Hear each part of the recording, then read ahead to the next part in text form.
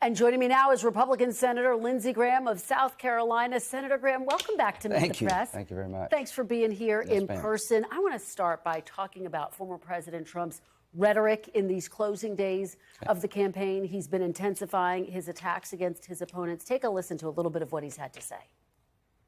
It is the enemy from within, and they're very dangerous. We have China, we have Russia, we have all these countries. If you have a smart president, they can all be handled.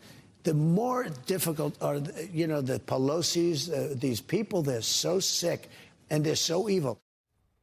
Senator, the enemy from within, is that a winning closing message for the former president? Well, we do have enemies within.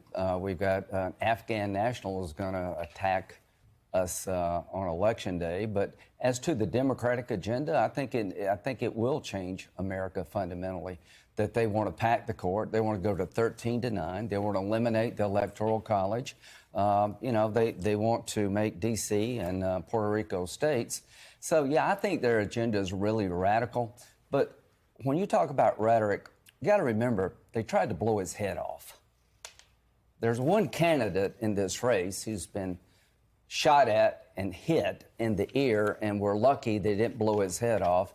And another guy tried to kill him the next week. So I'm not overly impressed about the rhetoric game here. But just to be clear, first of all, you're talking about the Afghan national who was radicalized after he got here. Within. But he's talking about the Democrats. You say they. Yeah. Who are you talking about when you say they? I'm talking about the Democratic agenda because you know that those are still under investigation. The Democratic agenda they're going to push for this country turns our country upside down. It fundamentally changes who we are as a nation, and we're going to stop it. We're going to stop it at the ballot box. But Senator, is that type of rhetoric the way to win over undecided, disaffected Republicans? We're winning and going to win, not because of what Donald Trump's saying, but because of what they've done for 4 years. You know why Donald Trump is going to win this election? 70% of the people think we're going in the wrong direction. And when Vice President Harris is asked, what would you do different? She says, nothing comes to mind. The American people are not going to tolerate 4 more years of affordability crisis, a world on fire, a broken border, energy dependence. Trump's going to win because they have failed the American people. They're trying to disqualify him.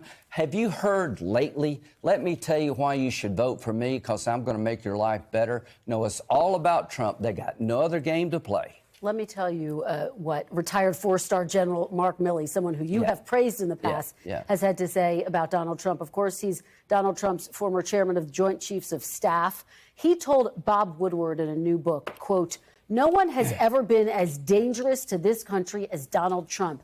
Now I realize he's a total fascist, a fascist to the core.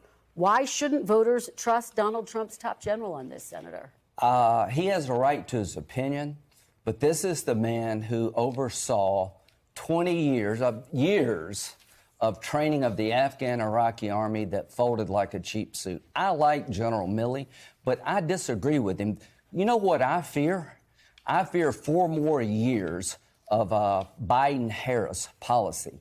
I fear holding Israel back so they can't win the war they have to win to survive. I fear 4 more years of holding Ukraine back, 4 more years of broken borders, 4 more years of not drilling for oil and gas, 4 more years of high food prices. The threat to the world is the policies of this administration.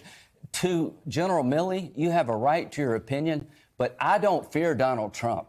I fear what's going on in the world today. If you want the world to stay on fire, vote for her. If you want to keep paying high prices for everything it costs to live, vote for her. But Senator, you've known General Milley for years. You've said you have deep admiration and total confidence. I think he's wrong. John Kelly, his former chief of staff, has said that former President Trump was telling him to go after his opponents repeatedly. Here he was always telling me that we need to use the FBI and IRS to go after people. It was constant and obsessive. Talking points. I think they're wrong. He's the former chief of staff. I think they're wrong. I think they're totally wrong. It was Joe Biden who got us out of Afghanistan that led to the Russian invasion of Ukraine. It was Kamala Harris, the border czar, that opened up our border to 10 million illegal immigrants running wild, women getting raped and killed, terrorists residing fighting in our backyard. It was their decision to stop energy production, making us more energy independent. It was their decision to abandon Israel at their time of need when it came to weapons. Senator, the U.S. is making more energy than I think point. these generals are wrong. They worked for Donald Trump. You know what? I know, they worked for former President Trump. These are former Trump administration to every Republican officials. supporting her, what the hell are you doing? You're supporting the most radical nominee in the history of American politics. The Green New Deal, Medicare for all. She was the last person in the room before Biden decided to withdraw from Afghanistan. She was the border czar. She cast the tie-breaking vote for the Inflation Reduction Act that gives you high prices. What are you doing? You're trying to convince me that Donald Trump's rhetoric is the danger to this country. The danger to this country is the policies of Biden and Harris. Her fingerprints are all over this disaster, and I can't take 4 more years of this crap. All right. When you support her, you're supporting 4 more years of garbage policy. Senator, we got a lot more to get through, so let me keep moving. I want to ask you about what the hell are you doing as a Republican blessing this stuff? I want to ask you about January 6th, which did come up at a town hall this week. That's why I want to ask you about it. A voter said Trump had lost his vote. He asked Trump, win back my vote.